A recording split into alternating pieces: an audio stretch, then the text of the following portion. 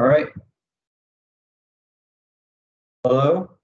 Today we will be discussing presenting value to increase our worth. The goal is to look at value and worth, compare those two, and see where we can grow as a profession by providing the best value in our individual settings and work. Disclosure.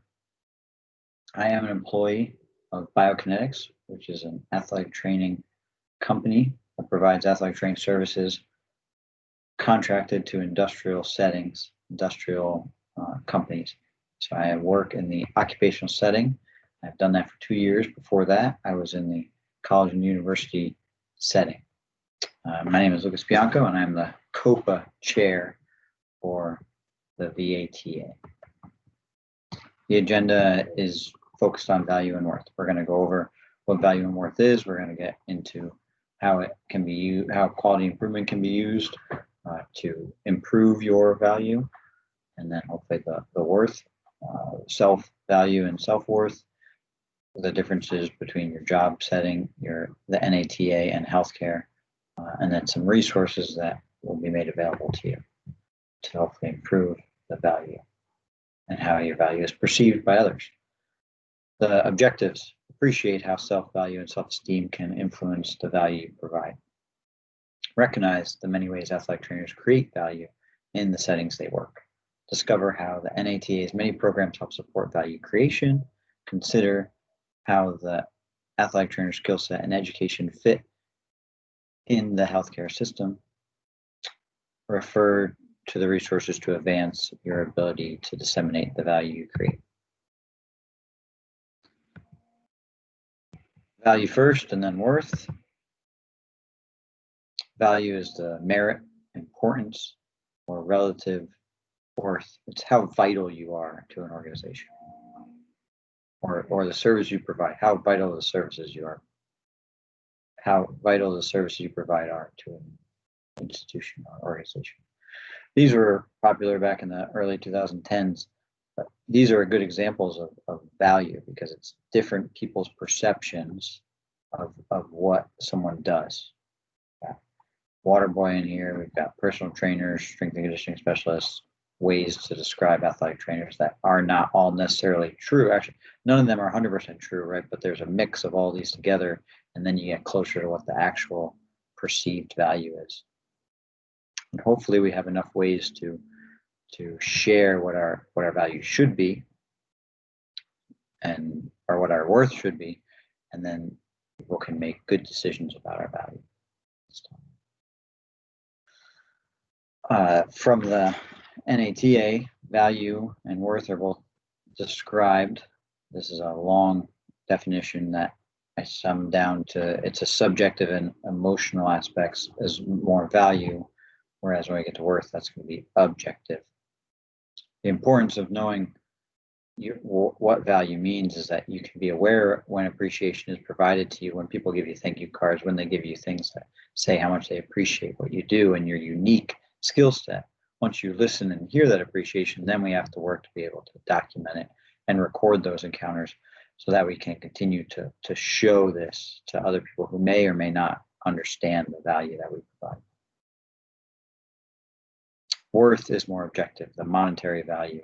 This number here, 51,000, is the salary average for athletic trainers based on the 2018 overall NATA member data. And again, this is a longer definition in here, but what I'm going to take away from it is worth is more objective than subjective. Comparing costs is why this is important, knowing what services cost in the area, and then again, the salary surveys. These are all the ways that you can provide this information back to an employer or a stakeholder and say, this is my value. We've seen this, we know what our value is. This is what other athletic trainers doing similar things are being compensated, and then this is what I believe my worth is. 4 other definitions that have to do with economics. We have payback period, we have return on investment, and we have net principal value, cost avoidance. I think it's important that we understand these. You don't necessarily have to use each one. Return on investment is pretty popular, but net present value might actually be more applicable when you're trying to get specific numbers to someone as opposed to a ratio of a 5-to-1 or 2-to-1 return on investment. Some examples we have, someone here is worth it but not valued, right? You believe you're paid enough, but the stakeholder sees you as expendable. And I don't know examples of which setting that is, but there are some places where people feel like the compensation is good. I get paid what I need to be paid to be successful in my life, money-wise, but I don't feel that I'm valued. And this would be one where you might renegotiate your roles or responsibilities or change something else as far as what you can do to improve the value perceived. We got low worth and super valued. So this is what more than likely people are gonna share with each other as far as being an issue.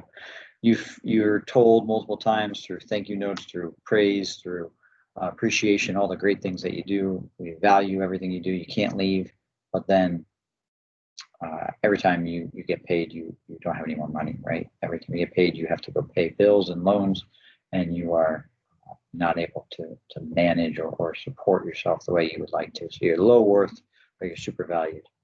Next one, patients treat you as an annoyance and avoid the care you try to provide. So this is not good, right? Because you're also paid below the national average. Now we're at a low value and a low worth, and that's the setting. Maybe you're changing your setting or looking at a different job, or look at yourself and consider other ways that you could do what you're doing.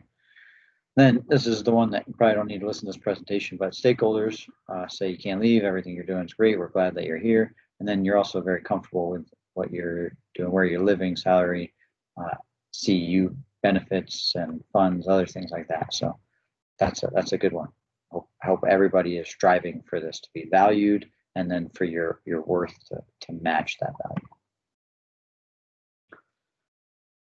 And then this would be how you could make things better if you're in one of those other scenarios.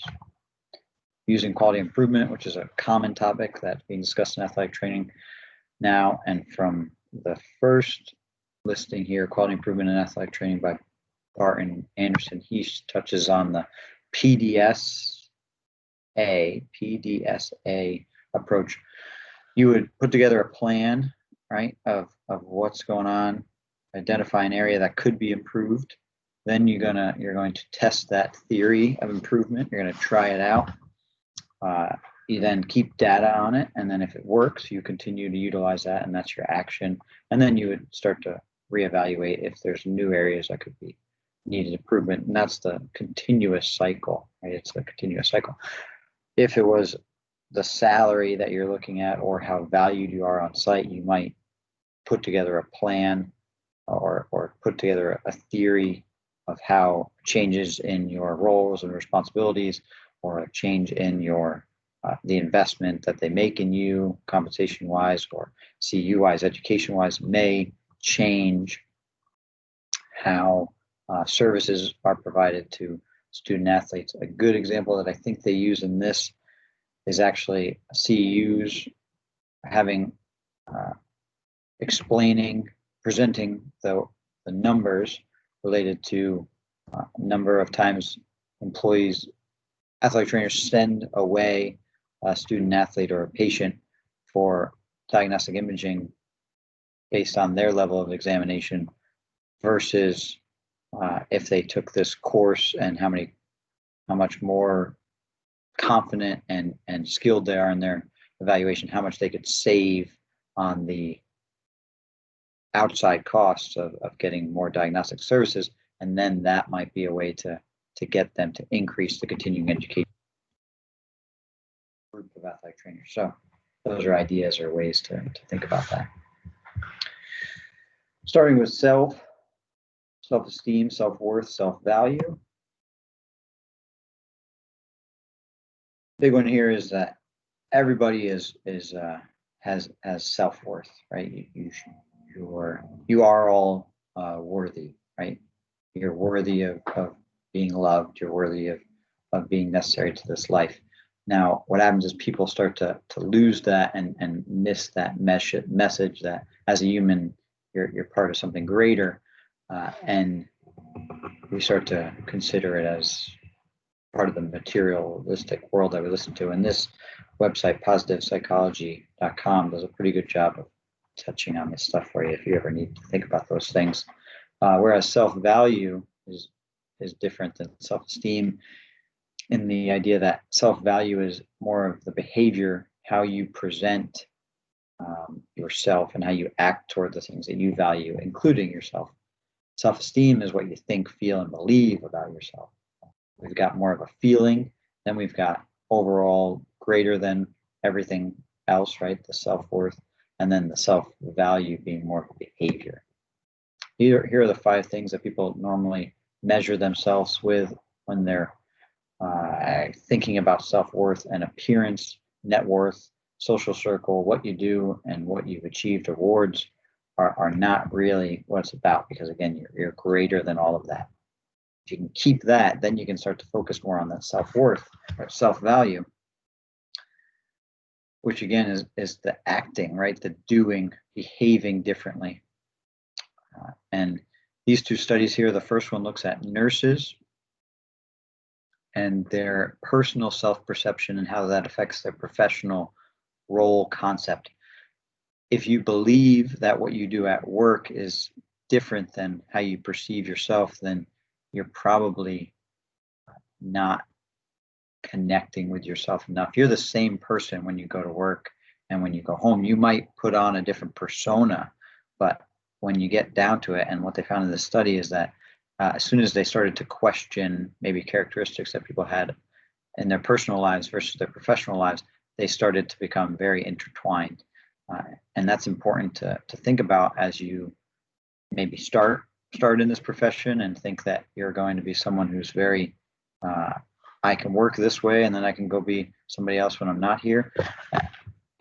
In general, it's better to be the same person in both those settings and make that a pretty good person. The bottom study talks about professional identity and how it's an important self-concept. And they put together a scale that measures that, so that we could continue to work with athletic trainers and measure their professional identity, and then again compare that with their personal identity, and hopefully get those close to being similar. Because if you behave as a professional when you're at work, and you are responsible and honest and trustworthy when you're not at work, you'll probably be doing those both ways, as opposed to doing one really, really well at work and then being the opposite at home, or vice versa. And again, it's important to understand that self is a good starting point, right? When you're evaluating these things and considering your quality improvement. Do you recognize your own value? Do you recognize that you're worthy first? And then after that, do you act that way? And do you present that to others so that they can perceive your value as great as it is? Good in job settings here with some stakeholders, some common issues, and then best practices. We'll go through several different job settings, starting with secondary school. Some of the stakeholders that are available for secondary schools here. Athletic directors is one of the biggest ones, and a lot of times this is ones that people maybe feel are a good ally, at least what I've talked with other secondary schools about. Maybe coaches are a little bit more challenging, but that athletic director maybe has a better overall picture. And this information that was collected from this study is super valuable to, I think, athletic trainers going into a new secondary school where they haven't had an athletic trainer before, or someone starting at a secondary school. That building that daily interaction with that athletic director can be super valuable for them to understand your roles and responsibilities. And then if that happens, a lot of times they recognize you as the ideal professional for them to have a successful athletic training program, secondary school sports medicine program on site, and that's what this showed from the study. Some of the common issues that are facing secondary school athletic trainers: role responsibility. You might have a lot of roles. You might be told that you're doing a lot, but you might not be compensated or reimbursed or supported, provided enough space, time to do all those things. But when you go back to try to justify the cost for your program, for you, for other people, adding another person, getting someone for the middle school setting, the way you do that is to document services from injury prevention programming to daily encounters. And sometimes you can use or have the student athletes, the patients, document this for you so that you're not the one having to document everything. And I think that's a pretty common thing that people do, but I don't know if they use that to then go justify the costs of spending more on another athletic trainer or supporting what you do. It's not a pulled muscle, it's a skeleton. Right here, mitigating liability risk. That's one of the big ones that is common when athletic trainers at secondary schools settings feel that they are valued. It's when there's an emergency. They are the people that provide the policies and procedures and emergency response, and the ability to prevent sudden death in athletics is a huge way to mitigate liability risk, and it's one of the more recent best practices papers that was put out by the NATA. And then specifically in Virginia, we have the Government Affairs Committee is working on a heat illness legislation to put together some policies and procedures, some ideas, so that can help advance the same way the concussion bill was put together, and we are where we are with concussions now due to that great work. So if you're interested in being involved with that, please reach out to GAC when we get to those contacts. There you go. There's your daily schedule for the most part. And again, if you can document that and not just put that you're taping ankles all day and saving the world somewhere in the middle, you could start to demonstrate all the things you're doing, from administrative hours to setting up, right? That's one thing people do. CPT codes and the 15-minute blocks that you're providing interventions. If you can start putting that into quantified numbers as far as the Virginia labor hourly rate of $15, so $15 per hour of setup would be different than the CPT code. So maybe you can provide more value by being in the clinic as opposed to being out on the field, and maybe they could invest in someone else to do those things. That would be ways to help decrease your load, right? That would be an option of how you present that type of information to someone. And as we see here, one of the attractors that athletic trainers or people that are getting into athletic training in the secondary school setting have is the time capability. They feel that they are able to have more time to spend with their families and time off. And I believe that would be appreciated even during seasons, as well as having vacation times. So if you can find ways to demonstrate that and put together a plan, and then do something about it, and then study and act, right? You've just done quality improvement. One of the big ones that they touch on in the secondary school care model, value model, was standard fees versus contractor fees. If you are providing care as the coordinator for the student athletes and patients that you work with, if you can get a contractor fee for outside services, you can decrease a cost there. So that'd be a cost avoidance that you've created. That'd be something that you can track and then demonstrate ways that you're saving money to the school. This is here, secondary school athletic trainers. And this is a big one. It's higher now, but this was 2018, 16, somewhere in there. And this is 66% of athletic trainers or service of athletic training is provided to this group of secondary schools. And I think one of the things I thought was kind of cool is that 38% are actually employed by the school districts. So that leaves, I don't know what the other number is, I guess. The other half, I guess, would be the 62. 62% of that 66 are outreach. So technically, you're in a different COPA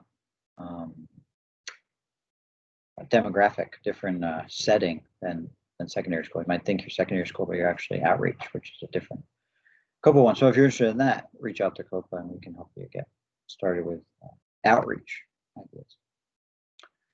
Oregon put together this one, secondary school athletic trainers focusing on return on investment, private insurance claims versus Medicare insurance claims. They had private insurance claims that had a positive return on investment versus a negative for Medicare. And that just has to do with how they bill and what they bill for. But the interesting part of this was based on the zip code that an athletic trainer was located at, not necessarily if the athletic trainer had any relationship or worked with the people who were going to an emergency department. This is just emergency department numbers for athletic trainers in that zip code of people that are the age that would be in a secondary school setting. So I think there's lots of ways to look at measuring value, and this was one option and one attempt. This is a big one. This is done with athletic trainers compared to physician diagnoses, and 92% of the time, athletic trainers and doctors, physicians come up with the same diagnosis. So that's a good one to keep in your back pocket, and maybe create a infographic that you could put up in your clinic.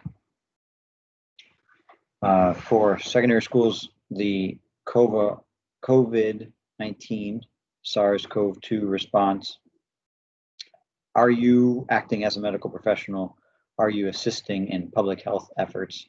Now we're probably a little bit further in, right? We're starting back up with sports, and are you developing the new policies and procedures?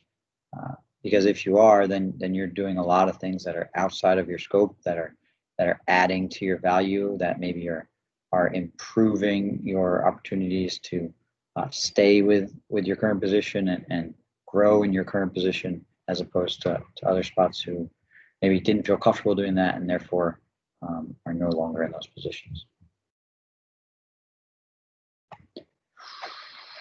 College and university setting, athletic trainers in the college and university setting, utilizing the athletic medical care in the college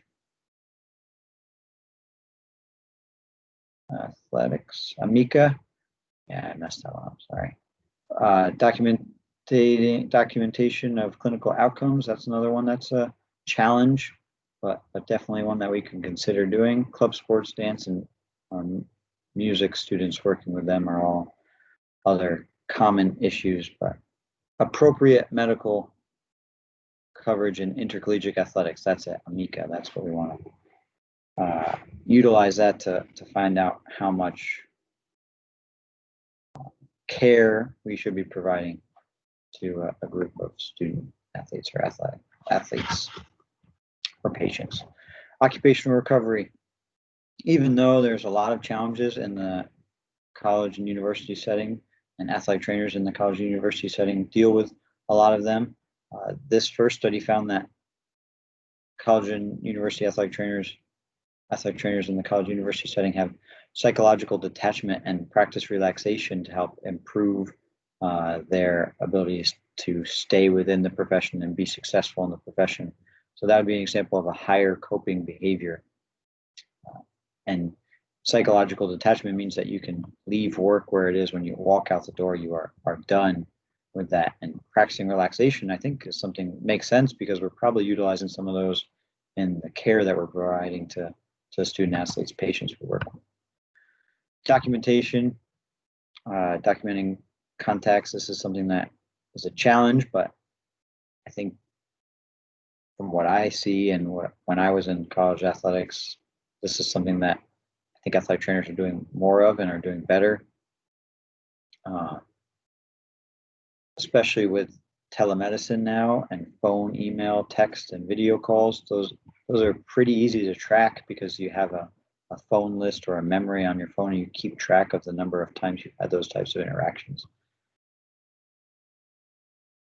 And then one of the things this is supposed to demonstrate here is that health insurance claim form is always going to be right there underneath, right behind all those injuries and times when people have to do more than the care that you're providing. They go off-site or provide other care, or if you're billing for services, then you have to go through that claim process.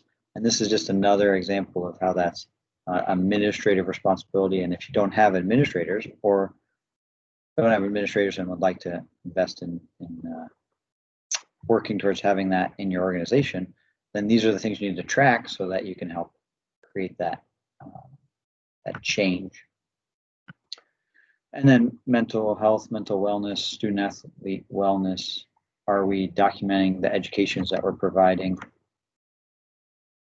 Are we getting the times when student athletes are saying, I don't think I would still be here if it wasn't for you? Are we documenting that? Are we keeping track of that? How many times that happens? Because overall retention of student athletes is a way that athletics measures, the value that's provided to the institution. And if you or the staff that works with you are able to improve that, then that means you're valuable, right? It depends on the stakeholders. These two images examples here is the top one is the Shenandoah Athletic Training Program, Shenandoah University Athletic Training Program, providing screens and interventions to video game athletes, gamer athletes. And this is just an example of how even in the college and university setting, athletic trainers are providing care to new and different populations every year, it seems like, right? It just changes and we add to it. And if you're keeping track of this, then these are things that you can help utilize to improve the worth and value that you're providing on site. And then again, mental health, the more we get into maybe psychological first aid courses and mental health educations and start learning about that, that's another toolbox tool, right? And I think that we utilize those tools, but also that we're sharing that, we're gathering that information and sharing it with individuals on site so that they know all of the skills that we can provide. Here's one that was done through Drake University, touching on different benchmarks, different ways to measure coaches' success. So it's not just winning and losing. They talk more about coaches as a resource, coaches teaching courses during their coaching days, right? As opposed to being a professor, but you're a professor in coaching now. These are just new ways that coaches can help improve athletes' learning experiences. The reason I put this in here is that I think we do this already as athletic trainers. I think we are part of a student athlete's learning experience. How many student athletes do you have are now going into a master's athletic training program? Because if you are demonstrating that you were part of that growth for that individual, and then they come back to the same school that you're at, or a local state school inside the same state, that's something that you're part of at least, right? And you created some of that value there. So just another thing to consider measuring. Best practices, the first one that they touch on and I think are pretty adamant about is we want to make sure that we're utilizing athletic healthcare. We're providing quality athletic healthcare, not simply coverage. And that's one where that terminology stuff comes in again, right? Most of the time we're trying to be athletic trainers, right? And then athletic trainers in the setting that we work, as opposed to a trainer or a college trainer or a college athletic trainer, right? You're an athletic trainer in the college and university setting. So you are providing quality athletic healthcare, which I hope we all feel that we're doing that, as opposed to we're covering a sport. We're just out there in case something bad happens, which is part of what we do, but it's not the only thing that we're doing. Desired characteristics. So student athletes responded here and let you know that being honest and helpful are their top two. How knowledgeable you are is right up there as well. But humor was not a big deal. And this is upstate New York, Brockport. So I'm from like the middle part of New York, so I can kind of talk about it. But I guess they don't have as much funny people up there, maybe. I don't know. Or maybe just athletic trainers don't necessarily need to be funny. This is a smaller study, but I thought it was important to put in there. Then these two studies look at a athlete satisfaction survey scale that was put together by Dr. Scott Unrun. And one of the things I wanted to bring up here is the change from 1998 to 2005. Overall, the scores improved by upwards of 50 points, and it was the same amount of points on the surveys from what I saw. So I think that's pretty cool. That means that the satisfaction of student athletes in general for athletic trainers in the college setting, college and university setting is improving. Medical model, to consider the medical model, your idea of role congruity, you know what you're doing, your roles and responsibilities are clear. You're able to plan your day around work, not plan your work around day. I don't know if that makes sense. And then the relationships that you have with other people within the setting, the people that you work with, a lot of times is a higher relationship level, which can all improve quality of life. You're not basing all of your decisions on when a coach says, okay, we're going to practice now, then you're going, as opposed to making a plan a little bit further in advance. Physician practice, we got the stakeholders here, but overall the main takeaway is physicians are comfortable with athletic trainers. And for the most part, they're very satisfied with athletic trainers as well. And in the ambulatory setting, they can do more when athletic trainers have their national provider identifier. More athletic trainers in these ambulatory settings felt that they could be more innovative as far as third-party reimbursement when athletic trainers had their national provider identifier number, which is a reason to go get that today. There will be options to do that at the end. Those resources will be available to you. Common issues is that the satisfaction of a physician or the patients may be low in a setting. The patient access or throughput may not be as high as it could be. So then what athletic trainers do is that they improve those things. They are able to use their skill set to triage and educate, and then even go into rehabilitation. And then they can also do more cost-efficient care, which a lot of times improves the ability to see more patients, to provide more care, which is patient throughput, as opposed to having people waiting in a waiting room reading Time magazine, which doesn't really pass the time. And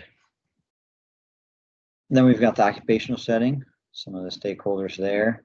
The main common issues is that you're not really sure if you're part of the safety team or if you're a wellness professional or if you're an athletic trainer, because a lot of times those are all blended into one.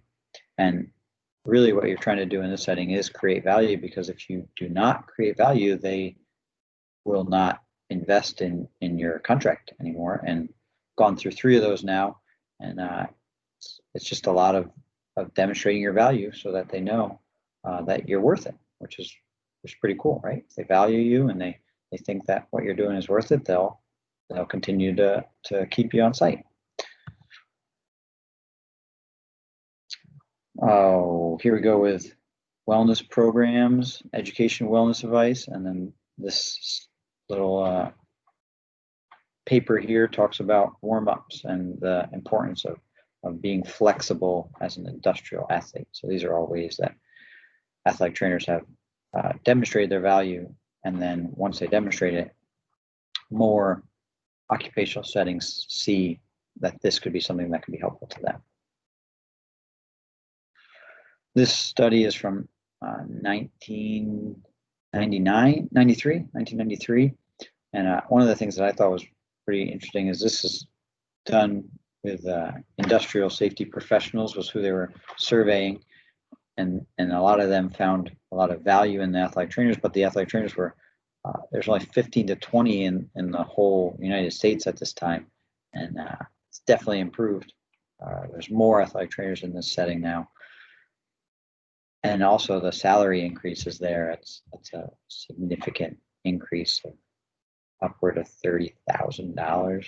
So I know 30 years is a pretty long period of time, but still, it's just impressive to show that this is it, right? This is what we're trying to do. You keep demonstrating the value, and then that improves the worth. It improves how people appreciate what you do, and eventually can pay dividends.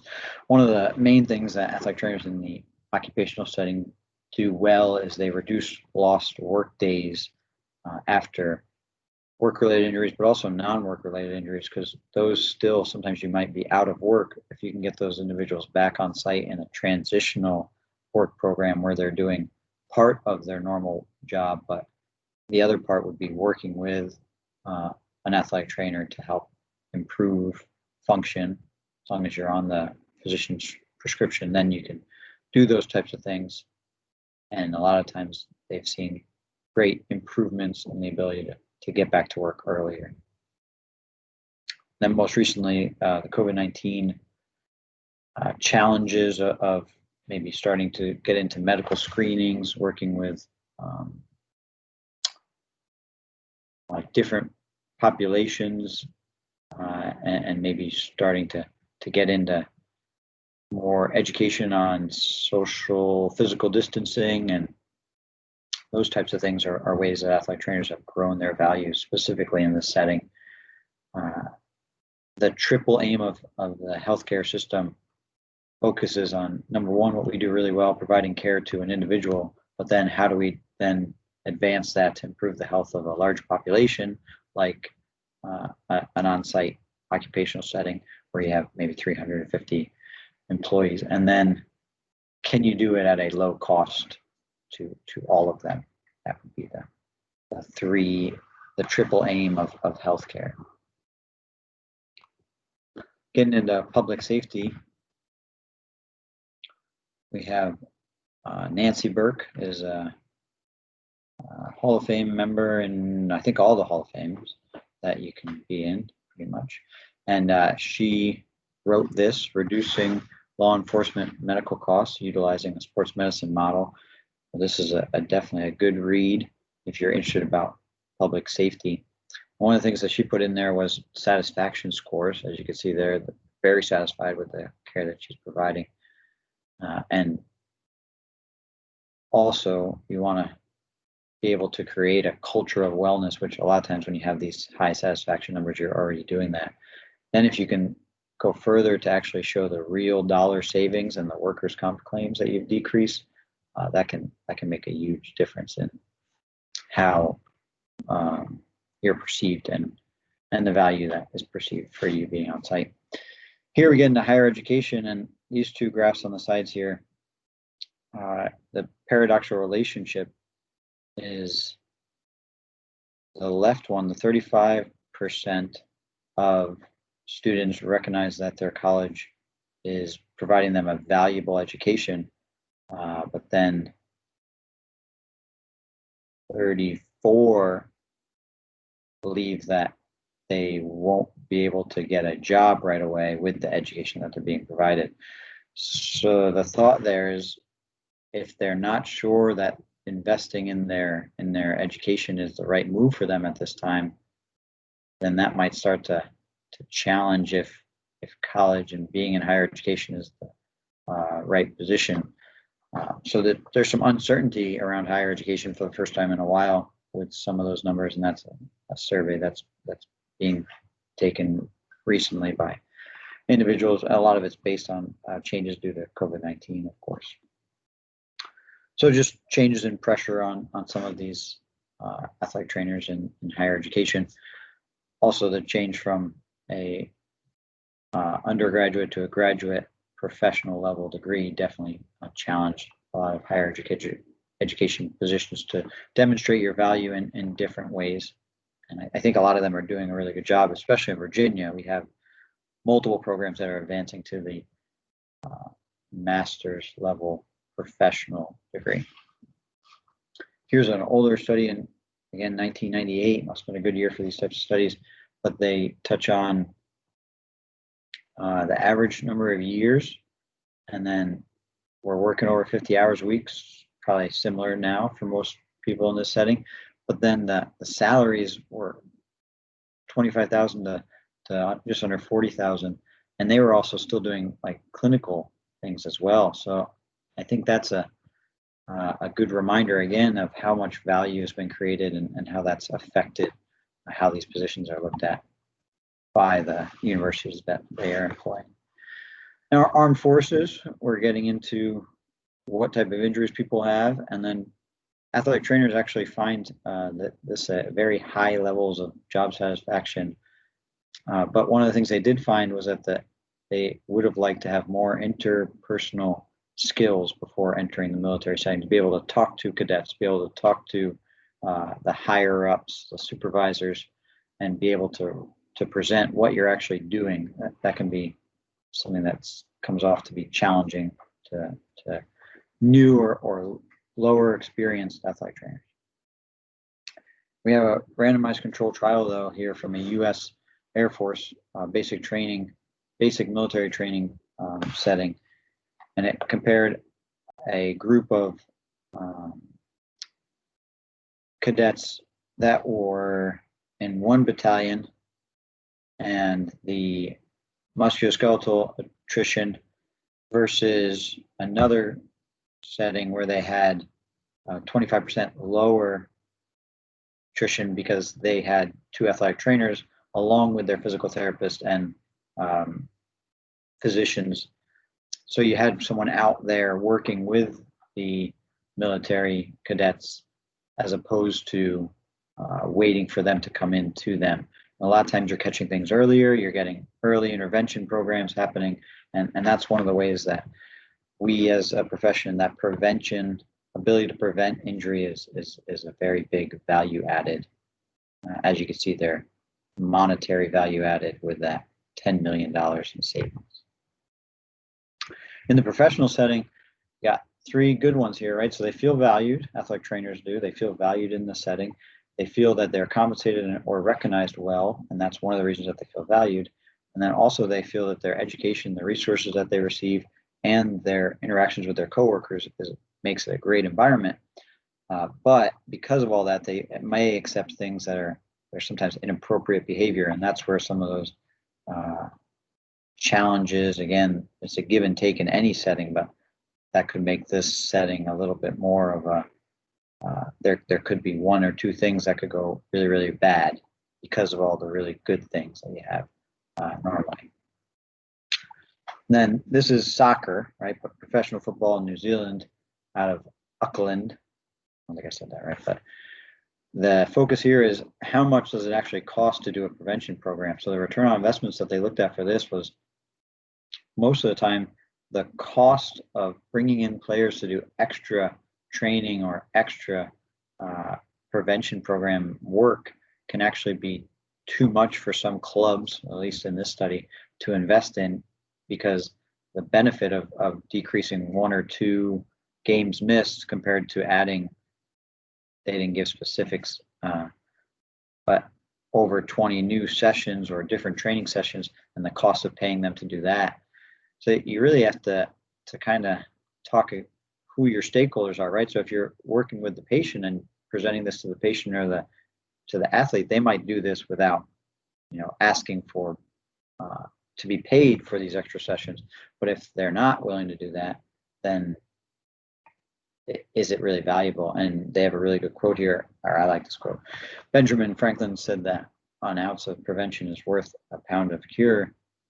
However, a pound of prevention is not worth an ounce of cure a lot of times from a business perspective. And I think that's something that we can kind of wake us up to a little bit sometimes as athletic trainers, that we might think all these things that we could be doing for prevention might be really valuable, but when you break it down, is it actually cost efficient? Then performing arts, we have the differences between what athletic trainers know and do well as far as injury prevention and nutrition, and then hearing loss and understanding that, and also focal dystonia, which is the idea of quick, sporadic movements that can happen sometimes from learning to play instruments or certain types of dance or other types of performing arts employees and patients, clients. And one of the things that they found in the second study here was that dance administrators would appreciate to have an athletic trainer on site, but they feel that they don't really want to share it with intercollegiate athletics because that they're not sure if they would be able to devote enough time for it to be valuable, and then the funding would be a major issue. Out of Las Vegas here, we have this is a thesis that was done, and it looked at one of the performing shows in Las Vegas having an athletic trainer on site and the idea of on-site care versus off-site care. So the cost avoidance was $36,000 was saved by having someone on site to provide the care as opposed to having them go off-site. Here we go now into the NATA part of our structure and connection. So we'll go over vision real quick. We'll go over at your own risk, and we'll get into government action committee affairs, government affairs. The vision here, this is from the NATA website, talk about being vital part of healthcare, being unique and an integral part of an interprofessional healthcare team. So those 4 words are kind of interesting because they match up pretty well here with a William Prentice editorial that was put in the JAT back in 2013 before that vision statement was put out. And again, unique comes up and important, similar to vital. And then the idea that part of health, especially with young athletes and physically active lifestyles for all. So we're getting at part of the triple aim there, the idea of providing care to a larger population than just the individual, the one individual that you're working with at that time. Here we have at your own risk. Again, this website is growing and continues to grow. This is focused on school risks and at the secondary setting, your ability, the ability of athletic trainers to help decrease sports sustained injuries and lawsuits. So this would be an infogram. This would be information that can get out to schools that maybe don't have athletic trainers yet, or are utilizing their athletic trainers in a way that doesn't help reduce risks the same way that they could. And this type of information is out there for the administrators, stakeholders at secondary schools in multiple settings to see. And it's definitely a good option and something we can be sharing and utilizing to help grow our value. Here are the contacts for the NATA Government Affairs Committee: Ann Story, who's from Virginia, Brian Curlis, and then Rose in Shenandoah University. These would be people to reach out to if you're interested in helping promote value, specifically at some of the grassroots efforts, as that's one of the things that they're looking to grow going forward. These are the public priorities. Billing services is a big one on there. Make sure that athletic trainers are great at preventing injury. This study was done to look at how athletic trainers are perceived by legislators, and approximately 69% of the responding legislators consider athletic trainers to be a trusted source of medical information. So that's where you want to be. You want most of legislators to think and perceive athletic trainers as being medical professionals who have a trusted source of medical information, and they want to be asking them questions. Hey, I saw this heat bill came out. I'm not sure if I'm really able to support this type of information. What do you think? And you can support or decline information on why that's a valuable or not valuable legislation. And if you have those type of relationships, that's stuff to reach out to GAC with and share that you interact with these legislators, because you're, again, growing the value overall for athletic trainers. Last one here, we're going to touch on third-party reimbursement. 3 steps I'm going to give you. Get your MPI number. Talked about that already today. Then if you want to learn more or reach out to the third-party reimbursement Bryce committee. It's now a committee. It was a task force, but again, we're moving forward, and this is now a committee. And then if you want to start billing, there's some information on there you can link into and look at billing and revenue creation through third-party reimbursement. National Athletic Training Month is another way that the NATA has supported its members and continues to grow professionally through public affairs. The Athletic Training Month posters that we had in 2019, which were we had 2015 and 2017, so I'm thinking we're going to have some pretty good ones in 2021. Education degree change. So right there in the middle, that's the numbers part of it, right? It's over 2,000 increase, over 3,000 increase for athletic trainers with a master's degree versus a bachelor's degree. As far as, this doesn't talk about if it's professional or not. This is just what the highest level of degree based on the salary survey from 2018.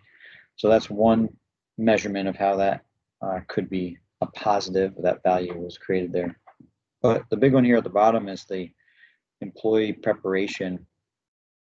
And the employers felt that new athletic trainers were good at a lot of the skills, hands-on skills, but the interpersonal skills were where they were lacking, as we saw also in the military setting. That was something that the athletic trainers also felt. But that interpersonal skill can grow as you become older and maybe more experienced, and that's what the master's degree. So that was part of that. It's part of the white paper that came out, was the idea that we can improve on our interpersonal skills. So athletic trainers, the NATA is listening and going off of the research to make these types of decisions, and hopefully growing the value of all athletic trainers for this. How big is healthcare? It's pretty big. It's greater than 17% of the global GDP, and then it's a $3.6 trillion business. So these are all numbers that demonstrate how big healthcare is.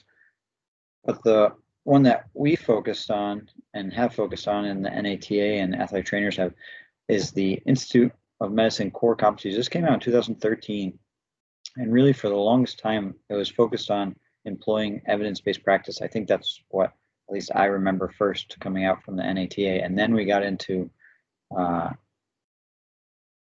patient-centered care, and now we're starting to get into quality improvement. And again, these all happened at the same time, but we've started to maybe attack them at different times and different periods based on leadership. But this is a good one to go over and just kind of check in. Utilization of informatics. This is all about what the At Your Own Risk does and other parts of the NATA public affairs committees. And then working with interdisciplinary teams. That's been changes in education. Education groups are now working interprofessionally with multiple settings as students are growing together. So all these are just things to think about. Are you doing these to help advance the value of athletic trainers and the perception of athletic trainers? This is from 2014. Sudden cardiac death was one of the main topics. Sports-related concussion, again, was in there, and then osteoarthritis, which became a whole task force, and now is a pretty real part of the NATA. The focus on there's a coalition, I believe, that works on the osteoarthritis aspect of overall health. So that's a public health issue. This is the triple aim approach. We find that we can work with one individual on this, then that can become a population, and then we can work with that population at a cost-effective rate. And that's what they did here from this public health summit. So again, are you up to date on these? Are you reading the best practices studies that are out there through the NATA? And then are you creating policies and procedures that follow these? Here's an example of quality improvement in action. Talks about athletic trainers managing all aspects of student health as the care coordinator, and how that improved the efficiency of care as well as the cost efficiency of care. So again, that triple aim approach, which is part of that Institute of Medicine change and growth. Here's one out of the UK, and this looks at return on investment in a different way. It talks about, again, going back to what William Prentice said, athletic trainers understand the importance of health and wellness and physical activity for youth and individuals participating in these sports. And this looks at the value, the return on investment for community sport and leisure facilities. Do you see that a decrease in colon cancer, a decrease in breast cancer, a decrease in stroke and chronic heart disease can be affected by having these types of institutions in the areas? And the only downsides to sports and leisure facilities is that sometimes people get hurt during sports. So imagine if an athletic trainer teamed up with the public health group that's putting this out and said, well, we can help with that part of it and still get all of these great benefits that result in a large return on investment. I think they had over 7 million, that's not right, 3 million pounds, right? So I don't know what that is in dollars, but that was their return on investment that they found from having these institutions in this area of the UK. Another big one here for the healthcare system, pay for value versus pay for service. And the Mayo Clinic put this one out here and had Robert Neese discuss this very well, I think. What would the cost of a hamburger be if instead of paying for the outcome of good food delivered in a congenial location by friendly service, we actually just paid for the number of cooks and how many wait staff went by? The economics of healthcare are not that dramatically different. We are paid for the process. We are not paid for the outcome. So you'd be paying a whole bunch for a hamburger when really you should just be paying for the hamburger, not who and how much made it. And that's the difference for paying for service versus paying for value. And then big business is getting into healthcare, specifically with Amazon. They have their own Amazon Care healthcare package now, which was part of a larger group with Haven, which was JP Morgan and Berkshire Hathaway. Also, Amazon is part of the Next Gen Stats, which you see a lot of times on the NFL games, where they talk about how much went into these player injuries or what they're doing to change helmets or what they're doing to add to, using a tablet or something along those lines. And this is happening. We're part of this, and if we want to be part of it, we can be part of it and help with this value creation. And if we don't, we can stand back and watch it move on by us.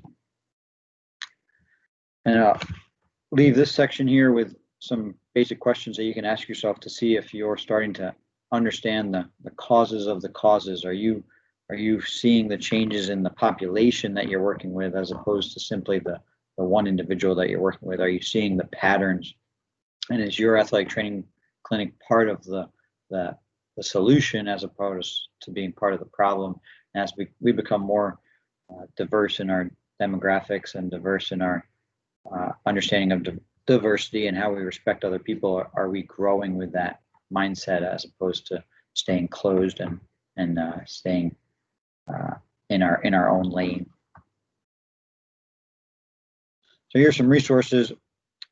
Value co-creation. They're already doing this in bathrooms and restrooms. So we could probably start to do this, I would think, in athletic training clinics. But if you go to a bathroom in Europe or even some places in America, they have things all up on there where it used to be a touch screen. That'll probably be done now, but you would click on how well that bathroom, that restroom was for that day. How well was the bathroom rated? And I think this would be an easy thing to, again, get some measurements on the care that we're providing, ways that we're providing care, the clinic that we're providing it in, and easy ones to get a number back on. And then if they had an option of sharing how you can make it better, you could use that information from those patients to then create a more effective and valuable healthcare service to then provide it back to them and hopefully improve those ratings. Documentation, I mean, it's an art of sharing stories.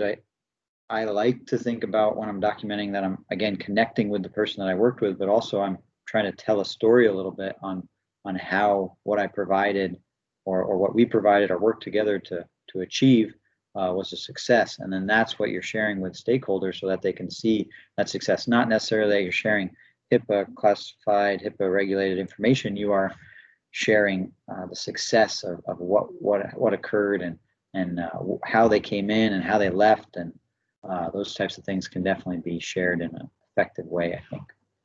And one of the things, another study here talks about consistency of documentation, having a system standardization, and then more education on patient care. So I can't answer all those questions and help with all that, but I do know that this was a fun little commercial that they used to have out, or I think it was a poster for Gatorade. Oops, sorry, a sports drink.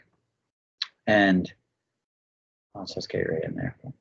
And athletic trainers can assume that the student athlete patient is talking to them when they say, "Hi, Mom," or they can document what actually happened and then share that, right? So we can tell part of the story as well. It's not only going to be on the student athlete or star athlete sometimes. That's all I want to say with that one. But here you go on the resources on how to do some different public health informations that are out there, medical records, and how to keep those. And then this is a resource page from the NATA on COVID-19. Communicating confidence is one that's out there on the professional development site for the NATA, as it talks about being knowledgeable and a healthcare authority. And then Hope College's Rich Ray puts it together perfectly. Act, speak, and behave as if you are the expert on athletic healthcare because you are. So that's self-value. That's value. That's the idea of quality improvement a little bit in there, and being confident. And all of those things are not the same as being cocky, boastful, and it's closer to being honest with yourself and humble, but not just staying in the background and creating your own spotlight a little bit when it's appropriate.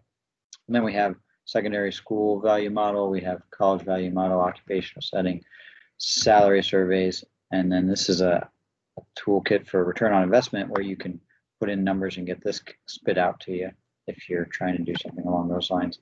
And here's the stuff from Christina Hibbard in the positive psychology realm. We touched on that at the beginning. And then here are all the references. So thank you very much for taking some time to go through this today. I hope that you enjoy all of the Virginia Athletic Trainers Association 2021 annual symposium, and appreciate you being here for this presentation. Have a good day.